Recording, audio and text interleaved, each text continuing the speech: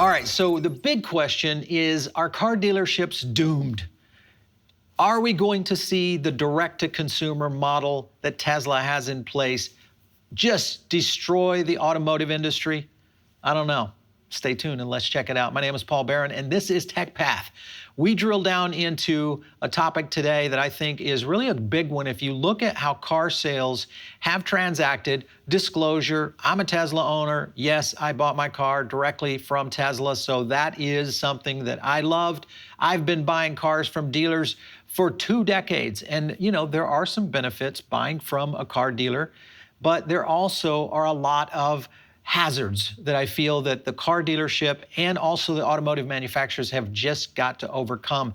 If you look at what Tesla is trying to do and also what Elon says, and that's basically that they're trying to restrict, a lot of these states are trying to restrict interstate commerce, which essentially is somewhat unconstitutional. It's fundamentally a problem with what some of these manufacturers are doing, and also some of these states, to kind of secure the position of these big auto dealers that essentially kind of have these states locked in. Let's go through the states that currently ban direct auto sales and or servicing vehicles. And of course, if you're a Tesla owner, you already know you have direct service and you have direct sales. But you've got Michigan, New Mexico, Alabama, South Carolina, Louisiana. Texas is the big one, and that I think with the Gigafactory going into Austin, Elon is bound to change the state regulations on that, because I think that has just got to change, especially with the Cybertruck coming out very soon.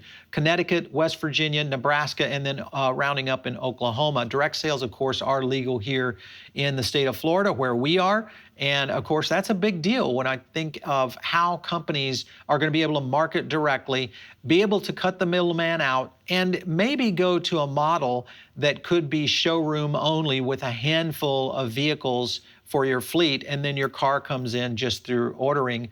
And I understand there's people that like to go in and you know, kick the tires, drive the car, do those kind of things. I was kind of the same way, and you can still do that with Tesla.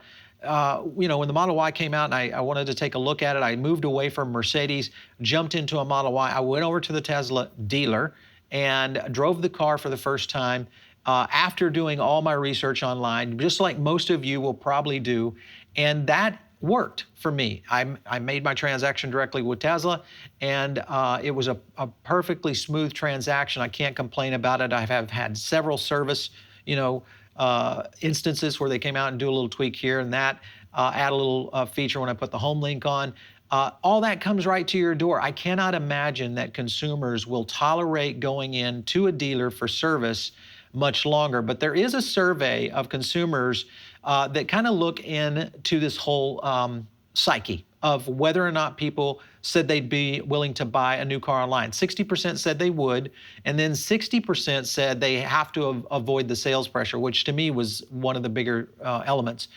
But there is a caveat to that. 88% said they do want to see the vehicle and be able to test drive it, and then 55% said they want to be able to negotiate the price. Now, you don't negotiate with Tesla.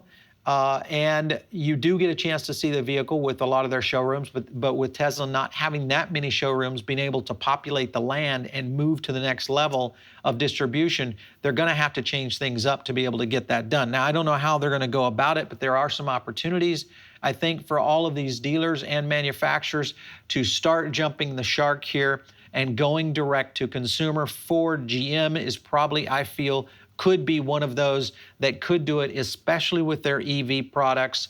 They do have a supporting dealer network, which is a difficult one because they have so many other cars that are in their roster. They have to keep their dealers happy because that's where the bulk of cars are being sold. So, short term, are the dealers going away? I think not. I think they're going to be here. Will they be changing their tactics and their methodologies in terms of how they sell a car to you? I think yes. And I think Tesla is paving the way. We will see a lot more of this app-based ordering. Carvana is another company that has done a really good job with, you know, basically ordering online or through an app before you ever see the car, and then it's just delivered to your doorstep. I do think that consumers, especially the millennial audience of those who are going to drive, I think this is definitely the way of the future, and it will be interesting to watch, especially the mainstream and major automotive manufacturers, whether it is the luxury brands like Mercedes, BMW, or the mainstream US makers coming out of Detroit will be interesting. I kind of am betting on the European models to go this direction because of the exclusivity that Mercedes and BMW do bring as they start to come out with an EV and or their own products that might be more exclusive. I think that online function could happen. And it's a great opportunity for these guys to build up this whole approach toward demand generation of being able, and listen, there's companies out there that do this all the time. I mean, Apple's been known for it, of creating that demand generation through PR and hype, and then making the customer basically wait in a big line, in this particular case online or maybe on your app. And if you look at the success that Tesla had with just the Cybertruck alone, this is a model that can change. Will we see it in the next 10 years? That's going to be the question mark, and one I think we have to be watching very closely. Stay tuned right here on TechPath. We're going to continue to break this thing down. We cover a ton of EV news and AI. If you have a story idea that you'd like to hear or see here on TechPath, or an interview that you'd like us to do, just shoot an email over to producer@revernetworks, plural.com, or you can hit me up on Twitter @Paul Barron. We'll catch you next time right here on TechPath.